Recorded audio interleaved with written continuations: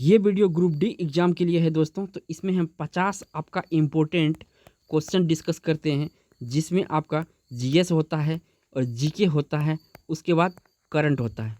बहुत ही important series है। यहाँ से अगर क्वेश्चन करके जाते हैं तो ज़रूर देखने को मिलेगा आपके शिफ्ट में यहाँ से क्वेश्चन दोस्तों। और ये रेगुलर मेरा जो है कि ये वीडियो आता है दोस्तों, आपका 6 बजे सुबह में ये वीडियो आ जाता है। अगर दोस्तों आप हमारे चैनल पर पहली बार विजिट किए हैं तो चैनल को सब्सक्राइब करके बेल आइकन प्रेस कर लीजिए और इस वीडियो का नोटिफिकेशन आपको मिल जाए। चलते हैं पहला क्वेश्चन पर दोस्तों।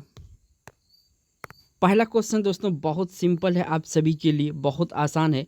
निम्नलिखित में से कौन सी खरीफ फसल है?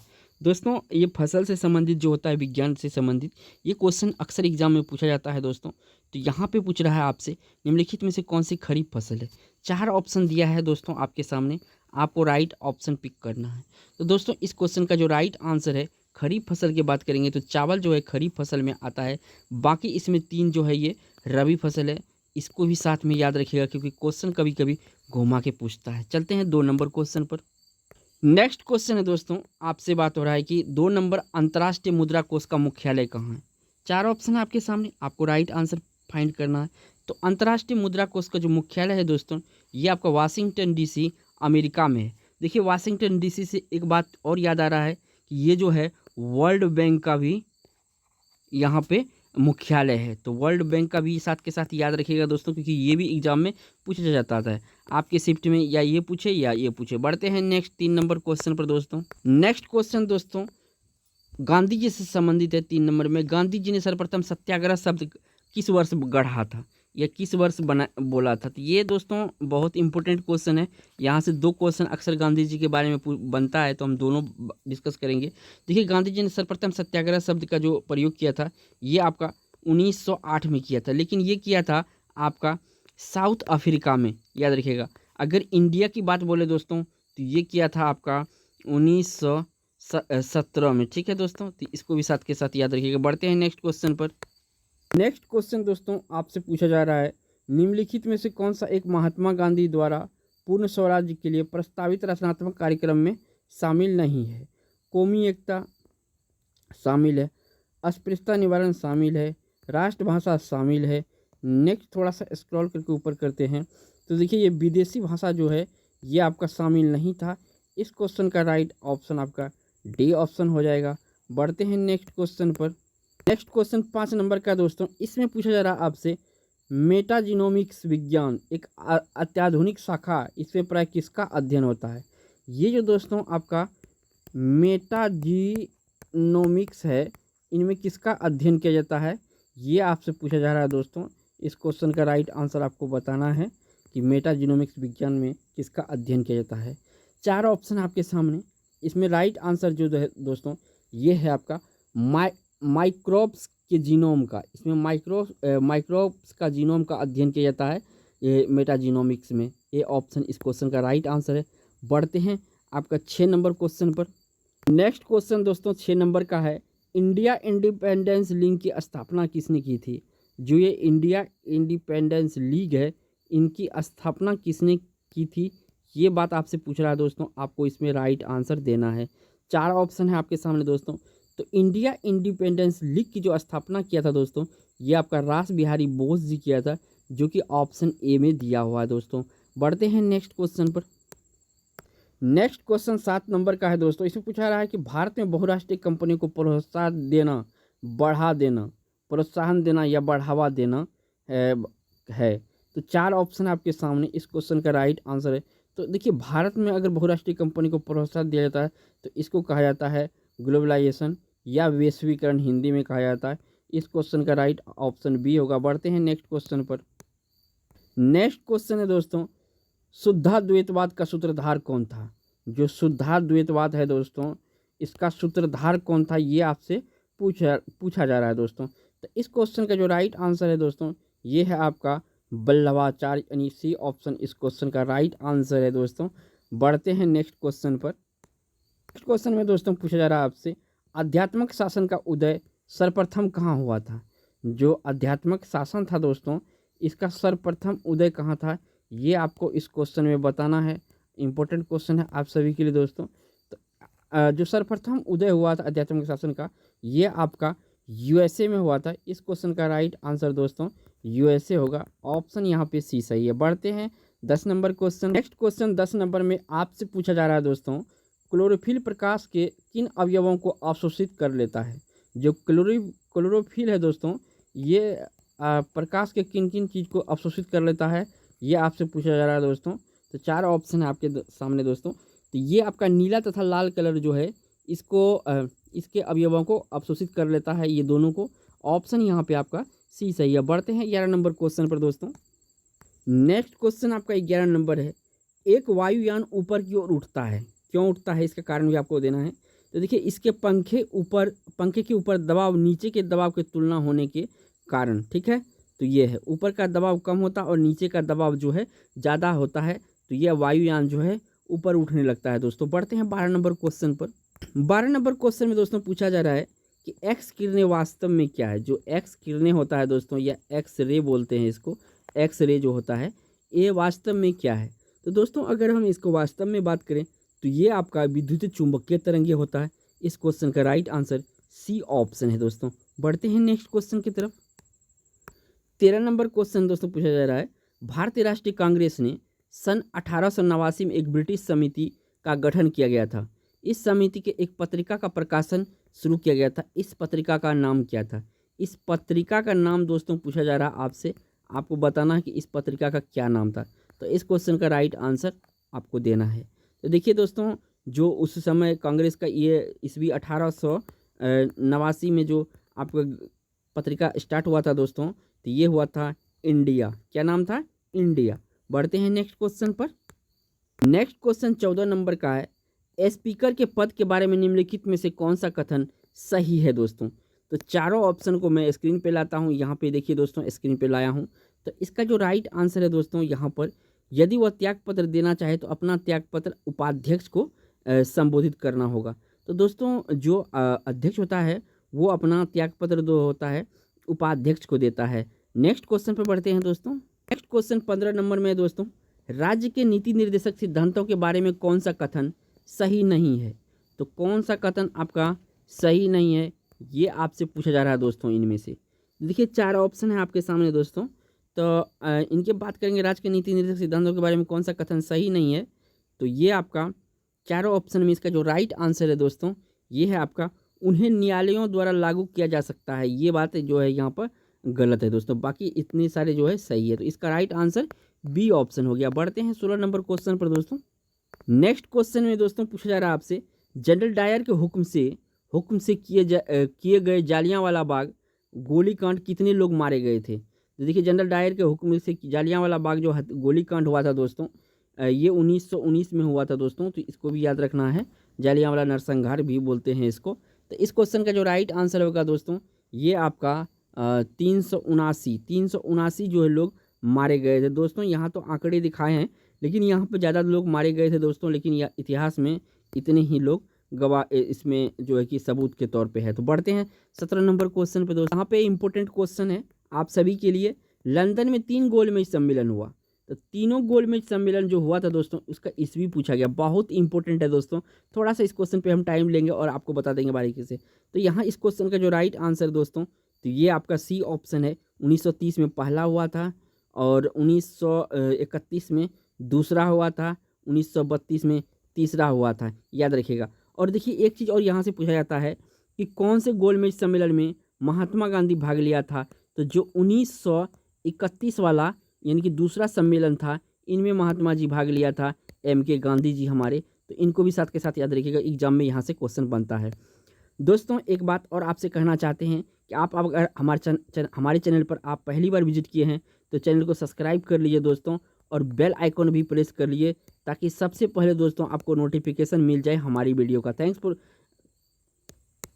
क्वेश्चन दोस्तों फिजिक्स से है, बिजली के पंखे की गति बदलने के लिए प्रयुक्त साधन है। कौन सा साधन प्रयुक्त है इसमें बिजली के पंखे की गति बदलने के लिए दोस्तों, ये आपसे पूछ रहा है दोस्तों। तो आपको चारों ऑप्शन में राइट आंसर देना है।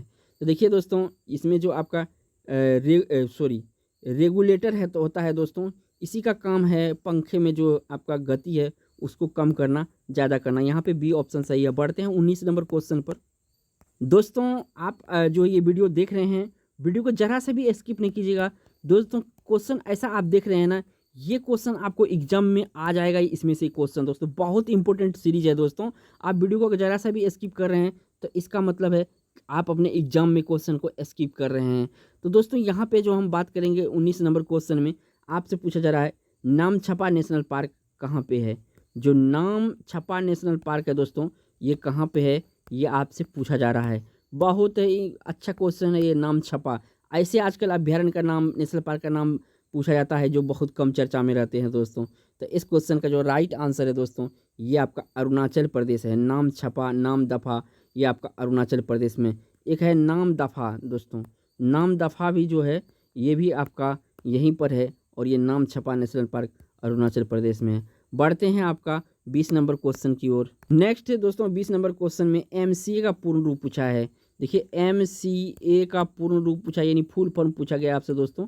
आपको इसमें राइट आंसर देना है कि इसका राइट आंसर दोस्तों कौन सा है। तो इस क्वेश्चन का अगर राइट आंसर एमसीए का फुल फॉर्म की बात करेंगे तो देखिए यहाँ पे आपका होता है मास्टर ऑफ कंप्यूटर एप्लीकेशन, जो कि बी ऑप्शन में दिया हुआ है। बहुत इजी क्वेश्चन था आप सभी के लिए, मास्टर ऑफ कंप्यूटर एप्लीकेशन।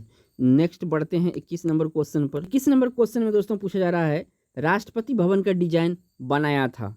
तो किसने राष्ट्रपति भवन का डिजाइन बनाया था, ये आपसे पूछा जा रहा है। बहुतों बार ये एग्जाम में दोस्तों एजेटीसी के क्वेश्चन पूछ लेता है कि राष्ट्रपति भवन का डिजाइन किसने किया था। तो जो राष्ट्रपति भवन का डिजाइन किया था दोस्तों, ये आपका एडविन लुटियंस या एडविस लुटियन कहा जाता है इसको। इस क्वेश्चन का राइट आंसर सी ऑप्शन है दोस्तों। और ये दोस्तों आप देख रहे हैं ग्रुप डी के लिए इंपॉर्टेंट वीडियो और इंपॉर्टेंट क्वेश्चन। बढ़ते हैं नेक्स्ट क्वेश्चन पर दोस्तों। क्वेश्चन है दोस्तों 22 नंबर में आपसे पूछा रहा है कि भारत छोड़ो आंदोलन 1942 में किस महीने शुरू किया गया था। एक तो सबसे पहले याद रखना कि भारत छोड़ो आंदोलन 1942 में हुआ था। इसके बाद अगर डेट पूछे दोस्तों तो ये आपका 8 अगस्त से, ठीक है, ये डेट भी मैं बता रहा हूँ। अब 42 किस महीने शुरू हुआ था, तो अगस्त में, मैं जैसे क्वेश्चन में यहाँ पे डिस्कस कर रहा था तो यह देखिए आंसर आ गया था 8 अगस्त को। नेक्स्ट बढ़ते हैं 23 नंबर क्वेश्चन पर दोस्तों। नेक्स्ट क्वेश्चन है दोस्तों आपसे पूछा जा रहा है, पूर्ण स्वराज की शपथ कांग्रेस के किस अधिवेशन में ली गई थी। जो पूर्ण स्वराज का शपथ था दोस्तों, कांग्रेस के किस अधिवेशन में ली गई थी, ये आपसे पूछा जा रहा है। तो इस क्वेश्चन का आपको राइट आंसर देना है। तो इस क्वेश्चन का अगर राइट आंसर की हम बात करेंगे तो जो पूर्ण स्वराज का शपथ लिया था ये आपका लाहौर अधिवेशन में लिया था। इस क्वेश्चन का राइट आंसर बी ऑप्शन है। क्वेश्चन है दोस्तों आपसे पूछा जा रहा है, भारत के उपराष्ट्रपति पद पर लगातार 2 बार कौन रहा है। इनमें से उपराष्ट्रपति पद पर जो है दोस्तों 2 बार कौन रहा है, इनके बारे में आपको बताना है। इस क्वेश्चन का राइट आंसर यही है कि उपराष्ट्रपति। तो अगर हम बात करेंगे 2 बार जो लगातार पद पे रहा था, ये हमारे डॉक्टर एस राधाकृष्ण जी रहे थे। इस क्वेश्चन का राइट आंसर आपका ए ऑप्शन है। बढ़ते हैं नेक्स्ट क्वेश्चन पर। नेक्स्ट क्वेश्चन दोस्तों आपसे पूछा गया है इसमें कि भारतीय संविधान किस संशोधन द्वारा प्रस्तावना में 2 शब्द समाजवादी धर्मनिरपेक्ष जोड़े गए हैं। तो देखिए दोस्तों अगर हम इसमें धर्मनिरपेक्ष की बात करेंगे तो ये जो 42वां संशोधन हुआ था, इन्हीं में जो आपका 2 शब्द जोड़ा गया था। एक तो देखिए पूछ लेता कभी कभी उल्टा के, समाजवादी धर्मनिरपेक्ष, वर्ड याद रखिएगा, सोशलिस्ट एंड सेक्युलर, ठीक है, इंपॉर्टेंट है ये दोनों चीज़, क्योंकि कभी कभी 42वां संशोधन में ये दिया था और क्या क्या वर्ड चेंज हुआ था, तो ये भी पूछ लेता है। नेक्स्ट बढ़ते हैं 26 नंबर क्वेश्चन पर। नेक्स्ट क्वेश्चन दोस्तों 26 नंबर में आपसे पूछ रहा है कि कोहरा एक उदाहरण है। किस चीज़ का कोहरा एक उदाहरण आपको बताना है। इस क्वेश्चन में राइट आंसर देखिए दोस्तों, जो कोहरा है गैस परिक्षिप्त द्रव का उदाहरण है। इस क्वेश्चन का राइट आंसर बी ऑप्शन है। बढ़ते हैं 27 नंबर को। नेक्स्ट क्वेश्चन है दोस्तों आपसे पूछ रहा है, विषुवत या इक्वेटर रेखा है, क्या है रेखा, इक्वेटर रेखा, ये आपसे पूछा गया है।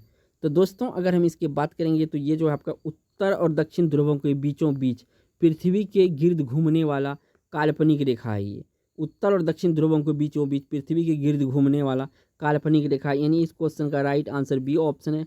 बढ़ते हैं 28 नंबर क्वेश्चन पर। नेक्स्ट क्वेश्चन दोस्तों 28 नंबर का है, वैश्विक तापमान यानी कि ग्लोबल वार्मिंग के फलस्वरूप हो सकता है दोस्तों। तो दोस्तों ये वीडियो का इंपॉर्टेंट वीडियो है, ये आपका ग्रुप डी के एग्जाम के लिए। वीडियो को जरा सा भी नहीं स्किप कीजिए, बहुत ही इंटरेस्टिंग वीडियो है, आपके लिए बहुत हेल्पफुल होगा एग्जाम में दोस्तों। तो वैश्विक तापमान के फलस्वरूप हो सकता है, क्या हो सकता है, तो देखिए समुद्र तल में वृद्धि हो सकता है, फसल के स्वरूप में परिवर्तन आ सकता है, तट रेखा में परिवर्तन हो सकता है। तो इस क्वेश्चन का राइट आंसर जो होगा दोस्तों, उपयुक्त सभी होगा, डी ऑप्शन यहाँ पे सही होगा। नेक्स्ट क्वेश्चन पर बढ़ते हैं दोस्तों। नेक्स्ट है आपसे पूछा जा रहा है दोस्तों, यदि दो वस्तुएं पूरक हो तो उनकी क्रॉस कीमत प्रत्यास्थता होती है, क्रॉस प्राइस एलास्टिसिटी होती है दोस्तों, ये आपसे पूछा जा रहा है, क्रॉस कीमत प्रत्यास्थता। तो ये दोस्तों होती है कैसा, ये आपका ऋणात्मक होती है या नेगेटिव बोल सकते हैं इसको, सी ऑप्शन यहाँ पे सही है। बढ़ते हैं 30 नंबर क्वेश्चन में दोस्तों आपसे पूछा रहा है किसी वस्तु के उत्पादन का अवसर लागत होता है, क्या होता है इसमें चारों ऑप्शन में बताना है। तो देखिए उठाई गई वास्तविक लागत, ये इसका राइट आंसर है। किसी वस्तु को उत्पादन अवसर लागत होती है तो उठाई गई वास्तविक लागत होती है, यानी इस क्वेश्चन का राइट आंसर सी ऑप्शन है। बढ़ते हैं नेक्स्ट क्वेश्चन पर। नेक्स्ट क्वेश्चन में पूछा गया दोस्तों, योजना आयोग के पदेन अध्यक्ष कौन होता है। तो दोस्तों योजना आयोग का जो पदेन अध्यक्ष होता है दोस्तों, ये आपका प्रधानमंत्री होता है। इस क्वेश्चन का राइट आंसर प्रधानमंत्री है। दोस्तों ये पूछा जाता है कि योजना आयोग की जगह कौन सा आयोग लिया है। तो योजना आयोग की जगह जो है दोस्तों, ये आपका नीति आयोग लिया है। ये नीति आयोग अब नया आ गया है, ठीक है दोस्तों। तो ये याद रखिएगा कि योजना आयोग, अब इसका भी अध्यक्ष जो होता है पदेन अध्यक्ष प्रधानमंत्री ही होता है। बढ़ते हैं 32 नंबर क्वेश्चन पर। निम्नलिखित में से उस स्थिति को कौन सा बात सही नहीं है जब अर्थव्यवस्था में ब्याज की दर ऊंची हो जाती है। तो देखिए दोस्तों, अगर हम बात करेंगे यहाँ पर जो आपका, तो ये पूंजी का प्रतिफल बढ़ जाता है, ये आपका सही नहीं है। बढ़ते हैं नेक्स्ट क्वेश्चन पर दोस्तों। 33 नंबर क्वेश्चन में आपसे पूछा जा रहा है, निम्नलिखित में से कौन सी आर्थिक क्रिया नहीं बनेगी। तो दोस्तों जो निम्नलिखित में से कौन सी आर्थिक क्रियाएं नहीं बनेगी, ये आपसे पूछा जा रहा है। चार ऑप्शन आपके सामने दोस्तों। तो देखिए जो इसका राइट आंसर है 33 का दोस्तों, ये है आपका घर में अपनी बेटी को पढ़ा रहा अध्यापक, ये जो है आर्थिक क्रिया का उदाहरण नहीं है, बाकी सारे आर्थिक क्रिया का उदाहरण है। इस क्वेश्चन का राइट आंसर सी ऑप्शन है। बढ़ते हैं 34 नंबर क्वेश्चन पर। नेक्स्ट क्वेश्चन है दोस्तों, आपसे पूछ रहा है बायोलॉजी से क्वेश्चन है 34 नंबर, पीलिया जॉन्डिस किसके संक्रमण के कारण होता है। जो पीलिया और जॉन्डिस है किसके संक्रमण के कारण होता है दोस्तों। यहाँ से क्वेश्चन अलग हो गया, इसके संक्रमण से क्या होता है, कौन सा अंग प्रभावित होता है, ये बात पूछा जा रहा है कि इसके संक्रमण से होता है। यहाँ गलत लिखा हुआ है, थोड़ा सा इसको करेक्शन कर लीजिएगा आप लोग। तो ये देखिए पीलिया जो होता है दोस्तों, संक्रमित क्या होता है इसमें, यकृत संक्रमित होता है। इस क्वेश्चन का राइट आंसर लीवर या यकृत कह सकते हैं, बी ऑप्शन सही है। बढ़ते हैं नेक्स्ट क्वेश्चन 35 नंबर पर। नेक्स्ट क्वेश्चन है दोस्तों, इसमें पूछा जा रहा है ईईजी का प्रयोग किसके गतिविधि दर्ज करने के लिए किया जाता है। जो दोस्तों ईईजी है, इसका प्रयोग किसके गतिविधि को दर्ज करने के लिए किया जाता है, ये पूछा गया दोस्तों। तो ये किया जाता है दोस्तों ब्रेन के गतिविधि को जो है कि काउंट करने के लिए। इस क्वेश्चन का राइट आंसर दोस्तों सी ऑप्शन है। बढ़ते हैं 36 नंबर क्वेश्चन पर दोस्तों। नेक्स्ट क्वेश्चन में दोस्तों पूछा गया है आपसे, अरक्तता में निम्नलिखित में से किसकी कम मात्रा हो जाती है। जो अरक्तता है दोस्तों, निम्नलिखित में से किसकी मात्रा कम हो जाती है, ये बात। तो इसमें देखिए अरक्तता में या एनीमिया में हीमोग्लोबिन की मात्रा कम हो जाती है। तो इस क्वेश्चन का राइट आंसर दोस्तों ए ऑप्शन होगा। बढ़ते हैं नेक्स्ट 37 नंबर क्वेश्चन पर। नेक्स्ट क्वेश्चन में बात होगा दोस्तों 37 नंबर में, बेवक या स्मॉल पॉक्स होने का कारण क्या है।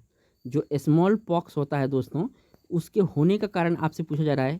चार ऑप्शन है आपके सामने दोस्तों, आपको राइट आंसर बताना है स्मॉल पॉक्स किसके कारण से होता है। तो स्मॉल पॉक्स जो होता है दोस्तों वेरिसेला के कारण से होता है। इस क्वेश्चन का राइट आंसर सी ऑप्शन है। बढ़ते हैं 38 नंबर क्वेश्चन पर। नेक्स्ट क्वेश्चन दोस्तों पूछा जा रहा है, कार्बन मोनोऑक्साइड एक ज्वलनशील गैस है निम्नलिखित में से एक और कौन सी गैस ज्वलनशील है। तो यहाँ पे चार ऑप्शन है, एक तो कार्बन मोनोऑक्साइड को पहले ही बता दिया, एक और कौन सा गैस है जो ज्वलनशील होता है। तो इनमें जो ज्वलनशील होता है दोस्तों हाइड्रोजन होता है, ये भी जलता है, ये भी गैस जो है जलता है। नेक्स्ट बात करेंगे दोस्तों क्वेश्चन का। नेक्स्ट क्वेश्चन में हम दोस्तों डिस्कस करेंगे वायवीय शोषण या एरोबिक रेस्पायरेशन प्रक्रिया को चाहिए, क्या चाहिए वायवीय शोषण या एरोबिक रेस्पायरेशन को।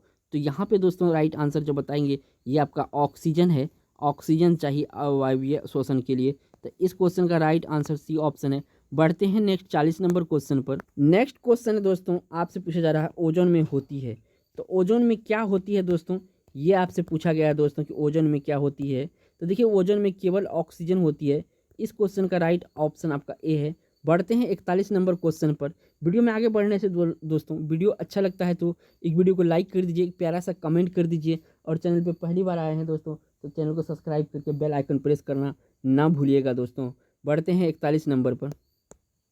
नेक्स्ट क्वेश्चन दोस्तों, निम्नलिखित में से किस द्रव का घनत्व सबसे कम है। देखिए इसमें से आपको छांटना है कि द्रव का घनत्व सबसे कम किस में है। तो यहाँ पे हम राइट आंसर की बात करेंगे। सबसे यहाँ पे घनत्व जो इसका कम है वो आपका पेट्रोल है। इस क्वेश्चन का राइट आंसर आपका सी ऑप्शन होगा। बढ़ते हैं नेक्स्ट 42 नंबर क्वेश्चन पर दोस्तों। नेक्स्ट जो पूछा जा रहा है दोस्तों कि पल्सर होते हैं, जो ये आपका पल्सर जो होते हैं दोस्तों, ये क्या होते हैं, ये आपसे पूछा जा रहा है दोस्तों। देखिए पल्सर जो होता है, ये तेज़ी से घूमने वाले तारे को हम क्या कहते हैं, पल्सर कहते हैं। इस क्वेश्चन का राइट ऑप्शन आपका सी ऑप्शन होगा। बढ़ते हैं दोस्तों 43 नंबर क्वेश्चन पर। अब ये देखिए दोस्तों, इंपॉर्टेंट क्वेश्चन है। 3 बीघा कॉरिडोर जोड़ता है, किसको जोड़ता है ये आपको बताना है। जो 3 बीघा कॉरिडोर जोड़ता है किसको जोड़ता है, इसमें आपको राइट आंसर देना है। तो इस क्वेश्चन का राइट आंसर जो होगा दोस्तों, ये 3 बीघा कॉरिडोर जो है भारत और बांग्लादेश और भारत को जोड़ता है। इस क्वेश्चन का राइट आंसर डी ऑप्शन है। बढ़ते हैं नेक्स्ट क्वेश्चन पर। क्वेश्चन दोस्तों रेलवे ग्रुप डी हिस्ट्री वाला क्वेश्चन है ये। चित्तौड़ में विजय स्तंभ का निर्माण किसने किया था। जो चित्तौड़ में विजय स्तंभ का निर्माण किया था दोस्तों, किसने किया था। ये बहुतों बार ये क्वेश्चन दोस्तों एग्जाम में एज पूछ लेता है। तो इस क्वेश्चन को राइट आंसर आपको पता होना चाहिए। तो इस क्वेश्चन का जो राइट आंसर दोस्तों, ये राणा कुंभा ने निर्माण किया था दोस्तों। तो यहाँ पे जो है ऑप्शन सी हो जाएगा। देखिए दोस्तों, यहाँ पे एक बात मैं और बता देता हूँ।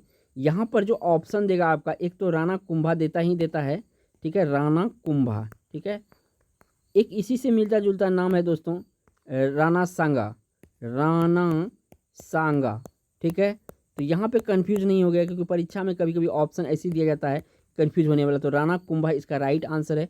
बढ़ते हैं नेक्स्ट क्वेश्चन पर दोस्तों। नेक्स्ट क्वेश्चन है दोस्तों, इसमें गांधी जी से रिलेटेड है। और गांधी जी से रिलेटेड जो सवाल होता है दोस्तों, खास करके रेलवे के एग्जाम में बहुत ही इंपॉर्टेंट हो जाता है।